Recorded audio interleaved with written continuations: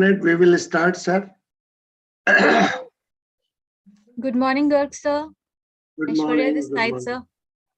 Good morning, Razdan sir. Good morning, Garg sir. Good morning, Aishwarya. Good morning, Shubham. Good morning. Good morning, everyone. Good evening to you, actually. Good evening. So, sir, we'd be starting Start, in sir. 5 minutes. Sir, with your permission, there is a message which we received from Honorable Prime Minister last night at about 10. So, with your permission, Aishwarya can read that message. Absolutely. I think if we can even display it on the screen, it will be very good because it bears his signature. Yes, Unlike messages given through the Secretariat of the Prime Minister. Right, sir. This one bears his own signature. So while she's reading it, if he can display it on the screen, I think it will be appropriate. Okay, sir. Thank you. Aishwarya, please take care. Sure, sir. I'd request the IT team to please display it during the conference. No, at the session, you see, when you are reading it out, it's better if the message is there before us. Kyun, Garg Sahab? Yes, sir. Puneet. Sure, sir. I will do. Puneet will take care. Thank you.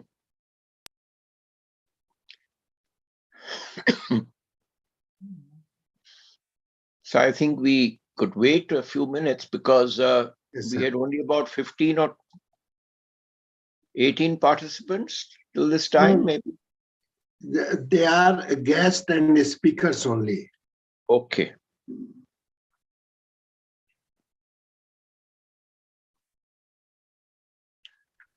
We will start on time, sir.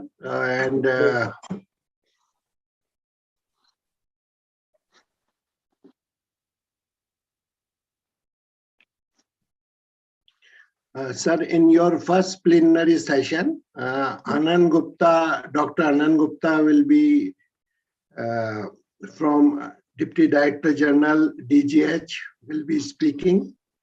Puneet is sending full program details of your session. Okay.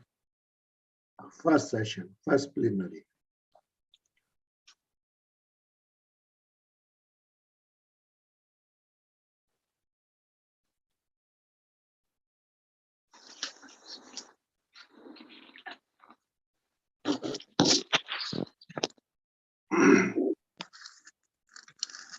Aishwarya, within next 2 minutes. Sure, sir. Sure.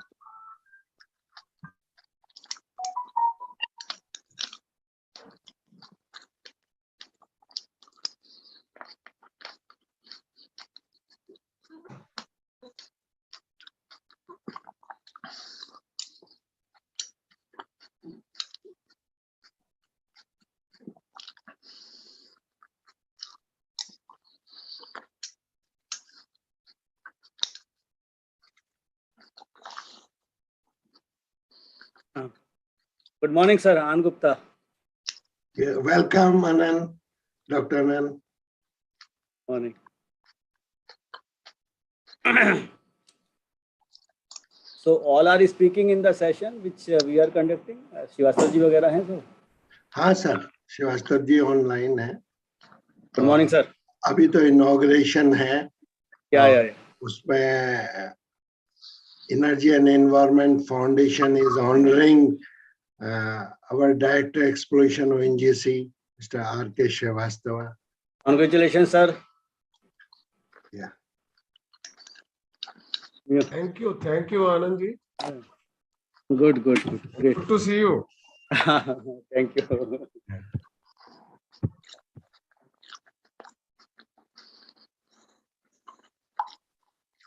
Aishwarya, now you can start. If Mr. Anil Razdan is there, you can start. Rasan sir, Hmm, shall I start? please do. Yeah. Okay, so good morning, everyone. On behalf of Energy and Environment Foundation, I welcome you all, respected dignitaries, delegates, speakers, participants. It is great to see you joining us this morning in the 12th PetroCoal Congress and the World Future Fuel Summit being held in the virtual format.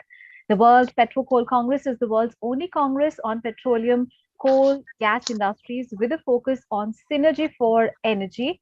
And this year, this conference focuses on petroleum, coal, gas, transition to a green planet. And simultaneously, we are hosting World Future Fuel Summit as well. And the theme for this year being Sustainable Future Fuel for Global Green Climate. This international conference and expo gives you an opportunity to share ideas with the global energy industry leaders, experts, financiers, network, and do business with the leading companies. And the WPCC 22 is organized with the support of Ministries of Petroleum and Natural Gas, Ministry of Coal and Power, and Government of India, and also Niti Aayog. So let me start with the message for the conference by Honorable Prime Minister of India, Mr. Narendra Modi. And I request the ITTP team to please display the message by the Prime Minister himself. And I'm reading out the message by the Honorable Prime Minister now. I'm happy to learn about the 12th World PetroCoal Congress 2022 and the 3rd World Future Fuel Summit 2022 being held in the virtual mode.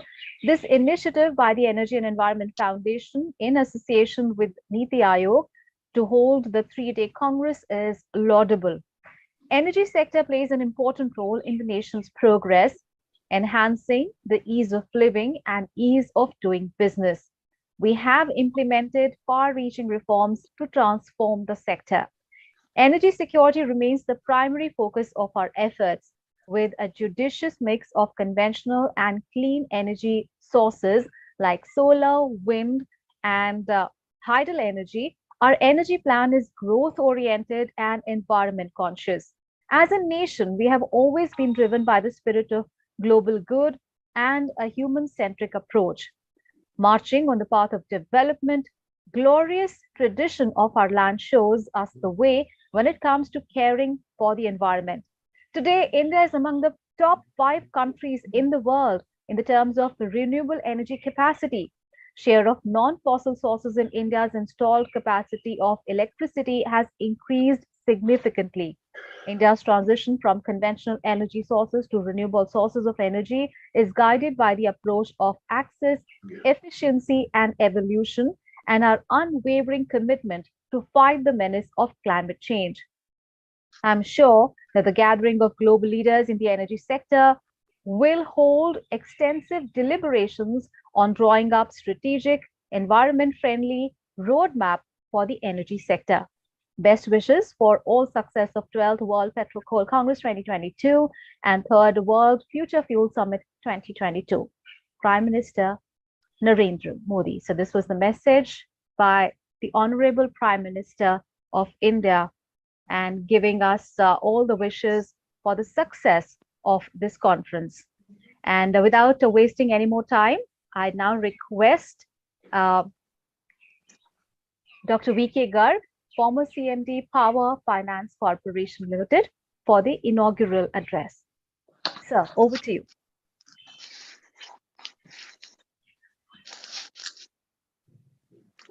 Welcome address, Ashurya. Yeah, I'd request Dr. V.K. Garg to please present the welcome address.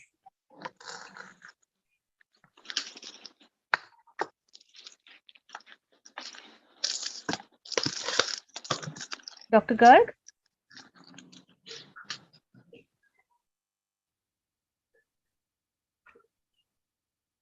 Sir, please unmute yourself.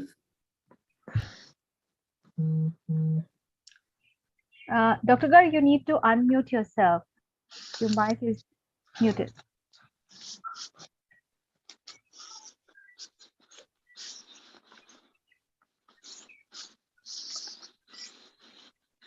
Dr. V.K. Garg. Yeah, now it goes. Yes. Yeah. Good morning, ladies and gentlemen. Welcome to Mr. Anil Radhan.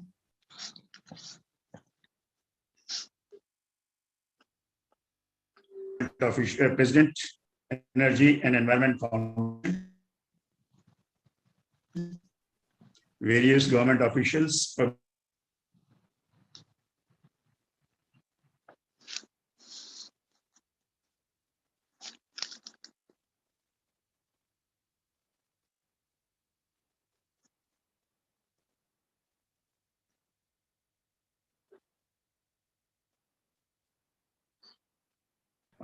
Dr. Garg, your mic is muted once more. So you need to unmute your mic, sir. Dr. V.K. Garg, kindly unmute yourself.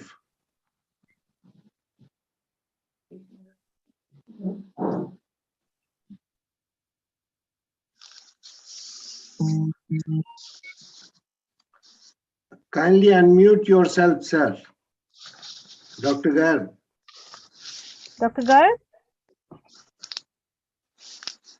I think there seems to be an issue with the mic there. Dr. Garg, you need to unmute your mic, sir. Yes, sir. Yes, sir. I have done it, but then I don't know why it get there.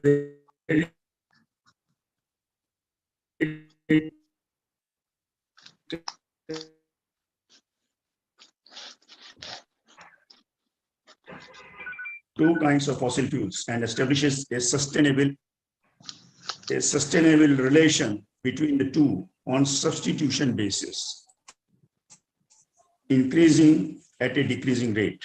That is, byproducts of coal extraction replacing oil and gas, but at the same time, not losing sight of climate and environmental concerns, keeping in mind the finiteness of fossil fuels, their price volatility, their quantity and availability caused by geopolitical challenges and constraint. There is a need for developing alternate, clean, reliable, affordable energy supply today and tomorrow, with emphasis on digitization of energy sector to optimize availability, productivity, reliability,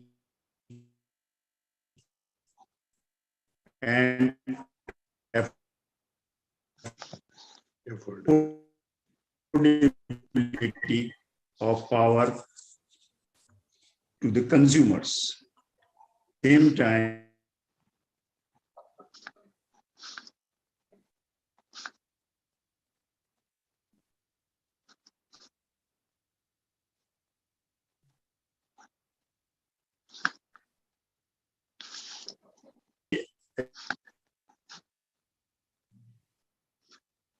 Voice is not clear, I think.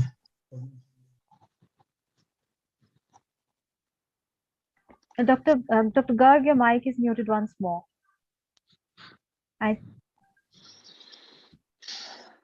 So your mic is muted.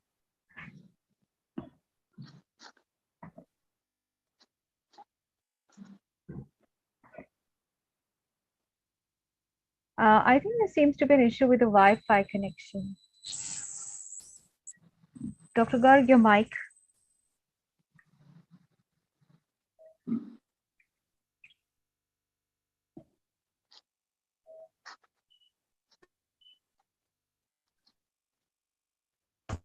yeah.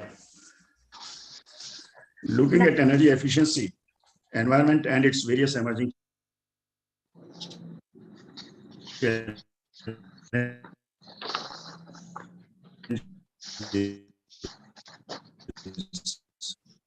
Energy and Environment Foundation conservation, efficiency, and related its social applications, keeping energy conservation, environment in focus, racing towards again net zero by 2070.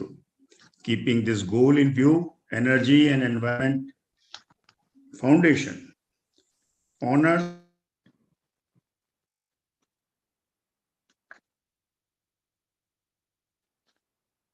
to the cause of energy and environment protection. Ladies and gentlemen, coal, which is one of the components of this conference after oil, has now assumed the title of black gold, as its prices rose to as high as $150 per ton, which was never happened in the past. It is because of the ease of storage, production, transportation, temperature resistance within a range, and rain-defined properties. Coal has for power generation reliability. That is, even United States is recognizing now. Texas and Tokyo are recent experiences when oil and gas failed before the nature's fury, but the nuclear and coal-based power provided the much-needed relief. Coal can be put to multiple uses. For example, coal to methane, etc. Coal tar extracted from coal makes an important input for various industries like synthetic dyes, drugs, explosives, perfumes, plastics, paints, etc. It is going to be an important source of green hydrogen extraction for zero carbon energy source in future, depending on the success of technical disruptive technology of producing green hydrogen from extraction from coal versus manufacture or production of hydrogen based on solar-based electrolysis. These two and their relative cost and impact on environment will decide which way the swing goes. Ladies and gentlemen, thank you once again for being a part of this unique PetroCoal Congress. Looking for synergy of energy emanating from the conference. Thank you. Thank you so much, Dr. Garg, for the welcome address. And now I would invite Dr. Sunita Sathyapal, Director, U.S. Department of Energy's Hydrogen and Fuel Cell Technologies, USA. Very warm welcome, Dr. Sathyapal, and I would request you to please present the industry address.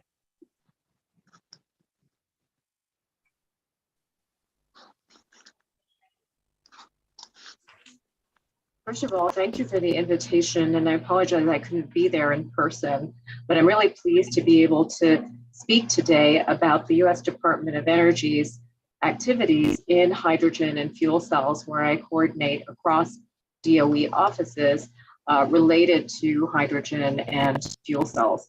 So first, as a reminder, we use about 100 quads of energy per year. Last year, for the first time, renewables surpassed coal in terms of consumption. But you can see we rely very heavily on fossil fuels.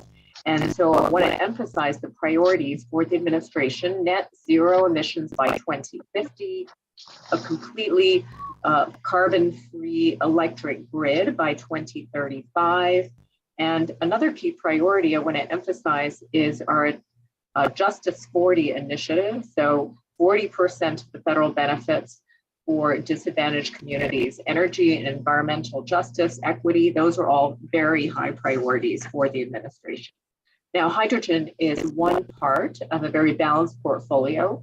We have a DOE hydrogen program plan, which provides a strategic view across all the relevant offices: renewables, fossil with CCS, nuclear. And our three priorities are really, we have to get to low cost, clean hydrogen, and deliveries, obviously a safe delivery and storage infrastructure, and then finally enable end use applications at scale for impact. And our activities also include workforce development, safety codes and standards, really a comprehensive portfolio.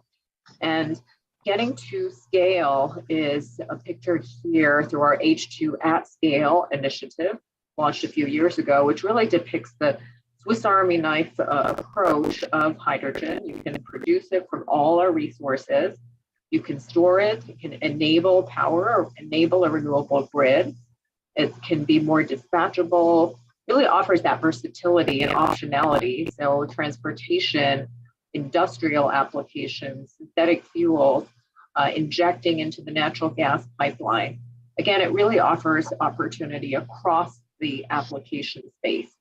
But our priorities are really those hard to decarbonize sectors, so industry, chemicals, heavy duty transport, and enabling energy storage. And as a reminder, we produce over 10 million metric tons per year. We see tremendous potential for growth. And another 10 million metric tons, for example, if we were using solar or wind, would basically double our renewable penetration in order to produce that amount of hydrogen. And significant potential, over 700,000 jobs, revenue, a lot of opportunity with hydrogen. Today, if you look at where we are, we already have thousands of fuel cells across applications. Most of the regions have the ability to produce hydrogen from natural gas. This is a snapshot from last June of PEM electrolyzer installations, over 170 megawatts. Again, this is changing very quickly, and many states have plans for hydrogen and fuel cells. Today, we produce about 10 million metric tons, over 1,600 miles of pipeline, 3 caverns, including the world's largest. And the key really is, if we can get the cost down, we can significantly ramp up scale. So this gives you an idea. Again, we're updating our analyses, our various scenarios, but there are different tipping points, price points for different applications to be competitive. And we see that trucks, heavy duty trucks, can start to be competitive even at $6 at the pump. We get early adopters, drop down to $5. Sustainable aviation fuels, ammonia, synthetic fuels. And again, these are scenarios that show what price is needed to be competitive for those markets for clean hydrogen. And so the bottom line is, if we can get to $1, today we're at less than $1.50 for hydrogen in the US for natural gas, we can unlock significant market potential. And many studies show 10 to 20%, for instance, greenhouse gas reduction opportunities. So that is what really set the stage for the Hydrogen Energy Earth Shot in support of President Biden's commitment at the Climate Summit on how can we really speed the development of critical technologies. So the Hydrogen Energy Earth Shot was launched last summer with a bold, ambitious goal of $1 for 1 kilogram of clean hydrogen in 1 decade. And we had a summit with several thousand participants just a few months ago. And I thought I'd share, this is an example of the results we got from the thousands of participants on the question, what are the greatest barriers to public acceptance? And number one, you can see is cost. Obviously, we have infrastructure, we have public awareness, and number of barriers seen here, lack of incentives. But again, the focus is, if we can get the cost down to increase scale, that will help to trigger the market, sustainable market. And so we are looking at electrolysis, again, the cost of electricity, capital, thermal conversion, so including fossil with CCS, other byproducts, and then advanced pathways, really any opportunity to get to that $1 per kilogram within a decade. And we're also conducting regional analysis. So where are the resources, nuclear, natural gas, CCS, where's the demand potential, and really accelerate not just the R&D, but de-risking demonstrations, deployments, enabling strategic scale up and co-locating production with end use. So with that, a very exciting news with the passage of the bipartisan infrastructure law. And I thought I would highlight just examples of the key hydrogen provisions. So $8 billion for the regional clean hydrogen hubs, and $1.5 billion for electrolysis and also clean hydrogen manufacturing and recycling. So please stay tuned, and you can already look at our website for details on our webinar. We had over 1,700 people attend. And then please stay tuned. We have our requests for information that were released and have them open for a limited period. So we are sharing information on our plans for the hydrogen hubs and for the electrolysis and manufacturing provisions, and would like broad stakeholder feedback. So please do take a look at this website, hydrogen.energy.gov, to provide input. And then finally, I want to end with the importance of collaboration, diversity, equity, inclusion. These are really high priorities for us, for the administration. And since I'm sure many engineers, many experts in the audience, I think we all know no matter what you do, no matter how hard you try, no one can whistle a symphony. It really takes the whole orchestra. So now more than ever, this is such a critical time. We need government, industry, the investment community, the global community to accelerate progress. And so with that, I want to emphasize the disadvantaged communities, those underserved, those who've historically experienced energy and environmental injustice. Again, a lot of information available. You can see, for instance, this map. You can click and see those areas of most disadvantaged communities. I do want to give a shout out to one of our projects as an example in a disadvantaged community where we'll be operating 15 fuel cell trucks. You can see concrete benefits here, not just CO2, but also criteria pollutants. Air pollution, reducing air pollution is also a key priority in some of those communities. And then finally, last but not least, I do want to emphasize our significant global activities.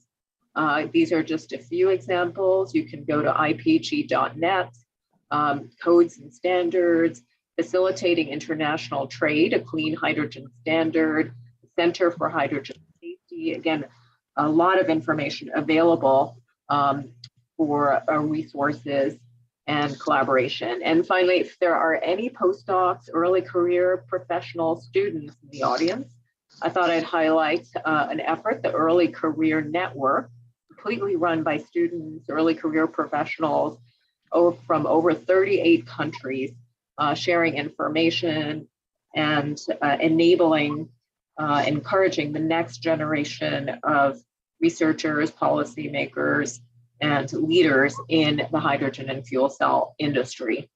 So we have a lot of resources available. I know this was a very quick overview, but please put a placeholder here for our virtual annual merit review, Hydrogen Shot Summits. Again, a lot of information, especially with the bipartisan infrastructure law.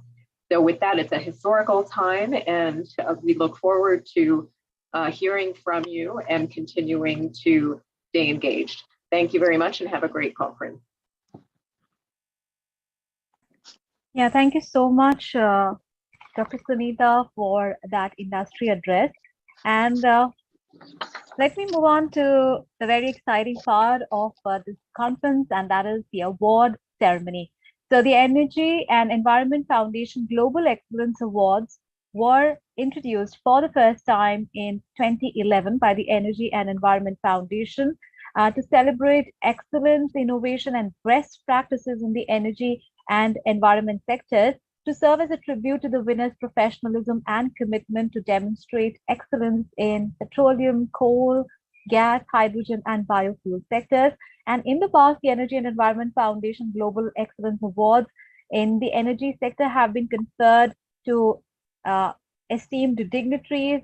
They've also been conferred in the coal sector and also in the gas sector, in environment sector, biofuel sector, and hydrogen sector. So let me announce the Energy and Environment Global Excellence Award 2022. Well, the awardee or awardees are requested to give 1 minute brief acceptance speech. May I request Mr. Anil Razdan, former Secretary, Power Government of India, and the Chairman, Energy and Environment Foundation, to honor the outstanding eminent personality of the sector by presenting the prestigious Energy and Environment Foundation Global Excellence Award 2022. So the Global Excellence Award this year is being conferred to Mr. R.K. Srivastav, Director, Exploration, Oil and Natural Gas Corporation Limited. A brief introduction about Mr. R.K. Srivastav. He's the Director, Exploration of the Oil and the Natural Gas Corporation Limited. And with over 35 years of experience, Mr. Srivastav is an expert in upstream hydrocarbon exploration from well site operations, development geology, seismic data interpretation to monitoring and planning of exploration. He introduced the science of geocellular modeling in ONGC. And during his tenure at the Exploration and Drilling Directorate, he was closely associated with the exploration and development activities of Assam and Assam Arakan Basin, MBA Basin, and the Krishna Godavari Basin, as well as the Kaveri Basin. He played a key role in the formulation of Hydrocarbon Vision 2030 for Northeast India, driven by Ministry of Petroleum and Natural Gas. He has also evaluated several exploration and development blocks of Egypt as well as Sudan. He's in and as an acknowledgement for his contributions towards field development and hydrocarbon exploration, Mr. Srivastav was honored with the National Mineral Award in the year 2009 as well. Some exceptionally lucky leaders will be able to find 10 million ton recoverable reserves in one pool, and Mr. Srivastav has very ably maintained the stature of a successful exploration head. So the Energy and Environment Foundation recognizes his excellent contribution in the petroleum exploration sector and confers him with the Energy and Environment Foundation Global Excellence Award 2022 in the petroleum exploration sector. Very many congratulations, Mr. Srivastav. We are very pleased to have you in the conference today. Over to you, sir. Thank you. Feel privileged and honored and accept it with full humility on behalf of ONGC, and understanding the role of exploration in growth of E&P industry. You have to discover first to produce it later. And in that direction, ONGC is fully geared up and taking up mantle to increase exploration footprints. And we have drafted a plan which we call as Action Plan 23-24. And therein, besides moving into consolidation of Category 2, the recent discoveries, we will be opening few new basins. And in that regard, ONGC has already taken up about 60% of acreage during last few rounds of OLP in Category 3 basins. So with that, I believe within a few years, within the completion of Action Plan 24, industry would be witnessing opening of few new basins which might be placed on hydrocarbon map of India. Thanks once again for inviting me as well as for this honor. Extremely privileged and honored. Thank you. Thank you, sir, and very many congratulations once again to you, sir. I'd request Mr. Anil Rasan to say a few words about the awardee of this year, and also present the address. Of course, sir being the chief guest, and also he's of course the chairman, Energy and Environment Foundation, and former Secretary Power Government of India. Over to you, Sir Rasan, sir. Thank you very much, Aishwarya. At the very outset, let me welcome all the distinguished participants to this annual event.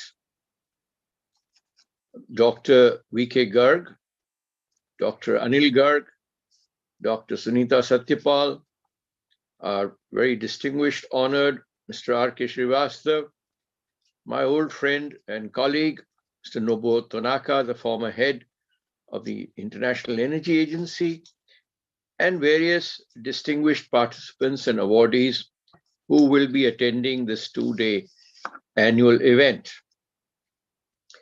It is indeed a pleasure to have given this award to a distinguished warhorse, I think I would say, of the oil and gas sector, Mr. R.K. Srivastav.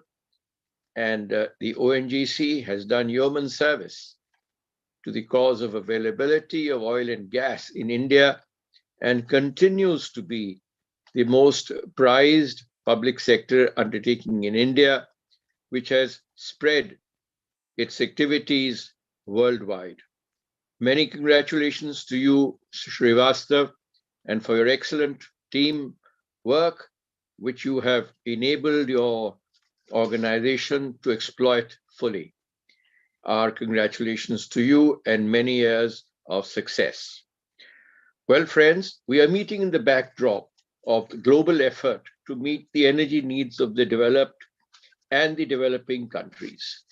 The global energy, environment, and equity concerns can be met through a judicious combination of clean energy, renewable energy, affordable energy, energy economy, and energy efficiency. The life cycle environment impacts of the energy inputs, which are being talked about now in the manufacture, use, and disposal, have to be evaluated through a globally monitored process. This would be particularly true of the new battery materials that are being talked about, which will be the heart of electric mobility. The other point is affordable credit and its availability. Therein lies the key to its implementation, particularly in the developing world. Then, a shared research and development of new fuels and new methods of deployment of these fuels. Because unless this research is shared, it will lead to a new form of economic or energy imperialism. The other issues are hydrogen, ethanol, cellulosic materials, particularly, new habitats, new lifestyles, and transactional modes. These are going to guide the future. We all have to sit and ponder on how to ensure global cooperation in all these activities so that we move as a planet and not as individual nations. The last 2 years have perhaps been the most testing time for the global economy and health in many, many decades. The health and well-being crisis has crippled the wealthiest and the poorest. It has wrought tragedy to many families. My tributes to all those who may have succumbed to this deadly disease in the last year since we met. While the rich nations or the people could afford the luxury of sitting at home and living on their savings, or utilize technology to restructure their economic lives, the poor, especially in urban areas, were the worst victims of the physical and economic lockdowns. This tragedy will have to be prevented from being repeated in the future to the best of our abilities. The same kind of tragedy could hit us environmentally. The reality of this crisis is being emphasized. Without an economically just or equitable global solution, reflecting unified global action for resolution, we may not be able to go very far. The sinking ship or the crashing aircraft would take down everybody with it. Of course, the time span for the global collapse would be longer. COP26 at Glasgow, which concluded very recently, had ample reflections on this hard reality at the core of the deliberations. But it did not come out with adequate answers at the fall of the mallet? The answer, unfortunately, is no. A lot of points were raised, concerns were raised, but feasible answers or satisfactory answers were not called. Conferences have to end in a certain time, and a common conference note or resolution has to be issued. But the solutions are yet to be found. Since this is a PetroCoal Congress, essentially, historically, we may talk about two fuels. One is petroleum and the other is coal. Petroleum and gas, they said, will be replaced by electric mobility. They said the future of mobility is electric. Now, is the developing world ready for it? And what will go into making it future ready? That is a question for most of us attending this event. Petroleum and gas have been vehicles of prosperity for the developed world and other regions. The developing world, by and large, has been importing this commodity. It will take a few decades globally to displace them as the vehicles of progress. Maybe 30 years to 50 years. That could be really a realistic estimate. It may not happen in a decade or two, but certainly as countries like India have declared that by 2070, we will be net zero. So I would say that maybe another 50 years from today or 60 years, the world will certainly, hopefully, see a change and a change for the better. What steps are there is industry taking to make the production of these vehicles and their combustion clean, more efficient, and affordable? In the interregnum, at least the present stress on efficiency, I think, has to continue very intensively, so that till the existing technologies are replaced by the new technologies, we are emitting as little harmful ingredients into the environment as possible. The huge traffic jams, which are being experienced across countries, across megacities, only add to this pollution, which means that the problem is multidisciplinary. We've got to restructure the way we work. Of course, the COVID crisis has shown us that we have to work digitally, perhaps, more in the future. But we have to ensure that digital work does not deprive the poorer sections of their wages, of their just wages.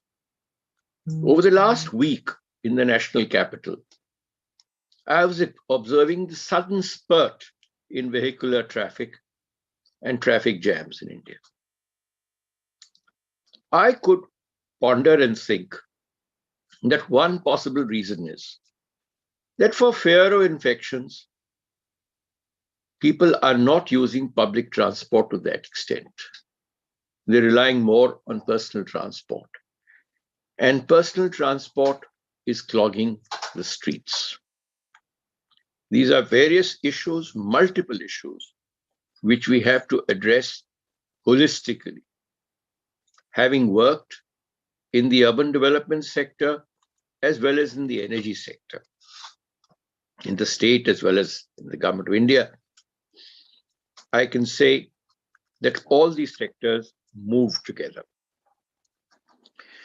Now, stability of prices of the new materials that we are talking about and their efficient production is going to be a key factor in the change that is coming.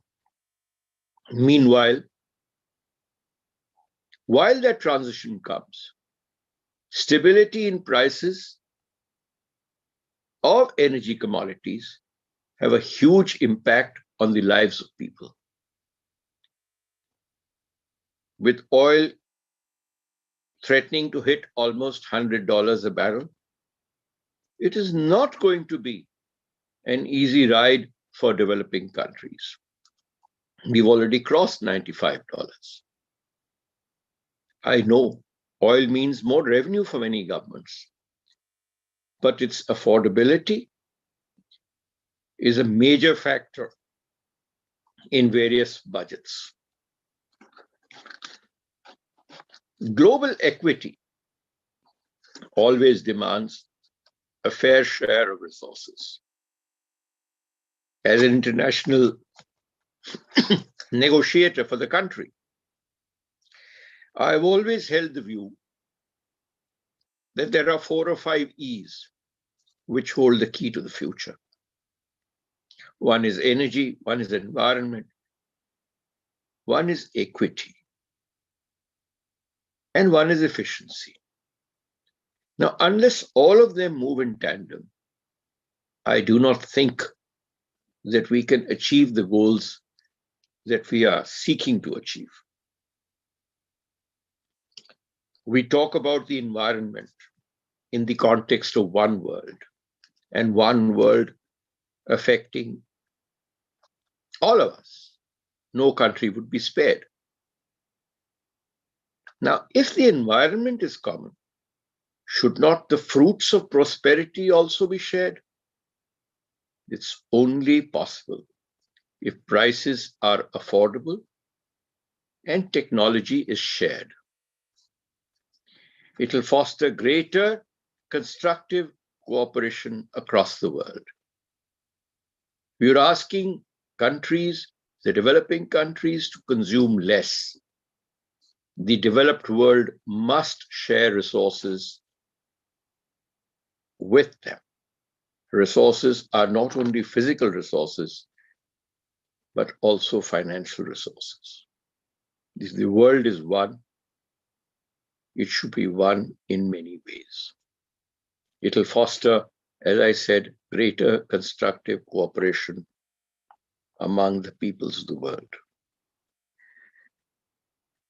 The COVID pandemic, in my view, has, by some accounts and analysis, made the rich richer and the poor poorer globally. Quite a few studies seem to reflect that. Do we need course correction? If we need course correction, we need some collective action. Can fuel prices run through the roof? I think the answer is no. We say batteries and hydrogen will be the heart of future mobility. Have we started sharing these technologies with those who need to deploy them most in the future? I think, again, the answer is no. So there is a lot of work to be done, a lot of action besides talk that needs to be done. As the old saying goes, we need to walk the talk, and that is what is required. Friends, as I mentioned, this conference has traditionally been a PetroCoal Congress. We've talked about petroleum and gas, the shale gas that solved a lot of gas problems in some parts of the world, eased prices. We have got to find what use, environmentally acceptable use, can be found for coal. The coal secretary, an old colleague, in the petroleum ministry of mine and a friend, was to come, but last night he had a sudden engagement. I was just recently reading through a write-up penned by him, I think 2 days back, on what is India ready for clean coal technology or clean energy technology. And I think some of the issues that he has raised are very pertinent, which I'm sure will be discussed in the 2 days that we are meeting. He disclosed that 4 coal gasification plants, which are planned by Coal India Limited, mark the maturing of Indian coal industry and its readiness for a clean energy future. That is a small beginning. I will only say that perhaps a 0 ought to be added after the 4. If we really mean business in a country of the size of India. There have been some attempts in the past, but we need to redouble these efforts. Coal production is set to reach 1 billion tons very soon. And private coal fields are getting ready for production. In fact, their production also is expected to increase substantially. Coal India's production will rise from 600 million tons to 1 billion tons by 2024. Captive coal brought production from 200 million tons a year, maybe in 2-3 years. Now, the strategy seems to be that hitherto import-based LNG terminals were based mostly along Western India, serving the interests of a lot of industry in Gujarat, Maharashtra, Kerala, where a lot of petrochemical industry came up. Now, if these coal gasification plants are to come up in the eastern India and central India, perhaps that could motivate and be a nucleus of petrochemical industry development in those regions. This is a thought that we have to consider and ponder. We are now talking of ammonium nitrate, ammonia, and its varied uses. Friends, I think the future that we see before us is the age of the chemist, who's got to rework the molecules. The marketing will come later. But for all this research to happen, industry must start spending heavily on research, development, and deployment. And governments must contribute liberally to research and development. Without that, the future of this planet is not very bright. And unless developing countries board the train at the same time as the developed world, the future of equity and global peace is not good. We have so much talent attending this event, and I'm sure the 2 days of deliberations will provide some pathways to the future. Thank you very much for hearing me out. Thank you so much, Razdan sir, for highlighting these key issues related to the World PetroCoal Congress and also showing us the way ahead, because in the plenary sessions, these are the key issues that I'm sure will be addressed at a greater length. And let me now invite Dr. Anil Garg, President World PetroCoal Congerss, for the vote of thanks. Over to you, sir. Thank you, Aishwarya.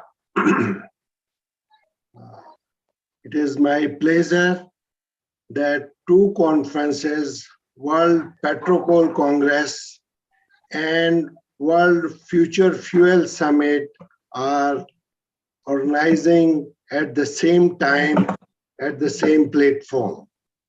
So thanks goes to Dr. V. Garg and Mr. Anil Rajdan for guiding me for this venture. And also, I remember former Chairman Coal India, Mr. Partha Bhattacharya, who has always guided me, instructed me, and challenged me that it is difficult to have petroleum and coal conference at the same platform. Nowhere in the world is happening. So, sir, it is 12th year. You have said 10 year, but it is 12th year. So I'm very happy that you are part of that and always guided me.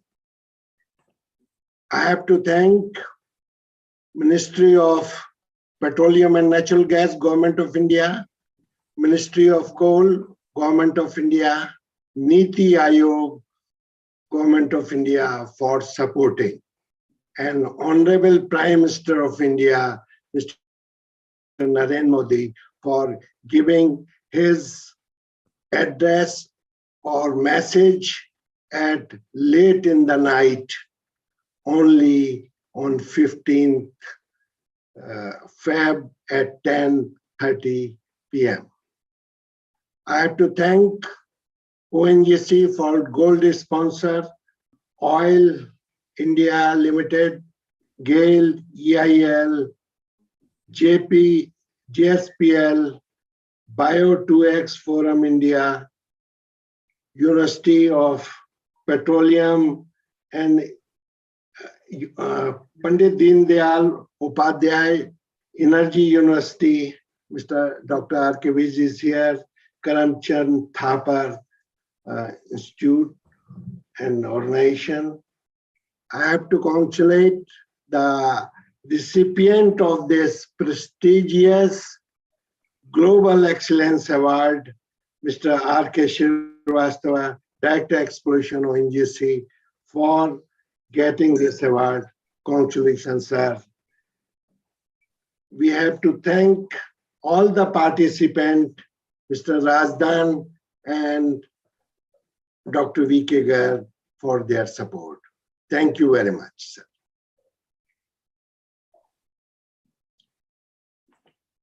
Aishwarya. Thank you so much. Thank you so much, Anil sir. And with that, we will take a very short tea coffee break. And very many congratulations to Dr. Srivastava once again. And after this, we're going to start with the plenary session at in about half an hour from now. And we look forward to a very exhilarating plenary sessions ahead. And of course, the Rajdan sir has charted a course of action for us, as in what will be the issues that will be discussed. So looking forward for a very stimulating, exhilarating, and professional experience at the 12th World PetroCoal Congerss. And we'll take a very short break here. Let's see you after a very 20 minutes break. Thank you so much for having joined us at the inaugural session. Thank you so much. Thank you, sir. Congratulations.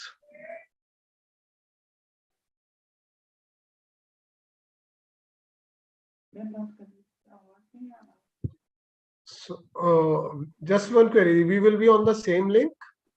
Yes, sir. Yes, sir. Hey, Dr. Garg, Yes, sir. ये अभी चार presentation है, 3 है session में, 11:30 बजे वाले में there was some confusion. नहीं कंफ्यूजन नहीं है, 4 हैं। हाँ 4 मतलब श्रीवास्तव साहब बोलेंगे पहले, फिर मैं बोलूंगा, फिर रेड्डी साहब बोलेंगे, फिर रेड्डी सब और बोलेंगे। इसके बाद डॉक्टर विज। हाँ यही सीरियल है ना, पहले हाँ यही सीरियल है। श्रीवास्तव साहब, मेरा, रेड्डी साहब का और विज साहब का। राइट। ठीक है क्योंकि वो पहले उनको मिला, मुझे तो कल रात में पता चला डॉक्टर। नहीं only 4 are there and others are very very rich in the persons, but this is rich in contents. and Mr. Anil Rajdan is very ably chairing this session. Yeah. No, it's great to be. It's great to be with his So this is 4, and this is the order. Second is your, third is Mr. Reddy, and fourth is Dr. Anil or Dr. R.K. Vij, who will wrap up all the things. Yes, sir. आप उनको कुछ भी बता सकते हैं, wrap up, शुरुआत, कुछ भी कर सकते हैं। हाँ नहीं वो तो विज साहब तो पूरा रिसर्च कर रहे हैं ना, इतना टाइम लगा रहे हैं उसमें, पूरी जान लगा रहे हैं। या आवाज नहीं आ रही विज साहब की, कहाँ है डॉक्टर विज? विज अभी उसी समय दिखाई देंगे, एग्जिट कर गए शायद। जी आ जाएंगे। चलिए ठीक है, okay welcome Anand. Thank you.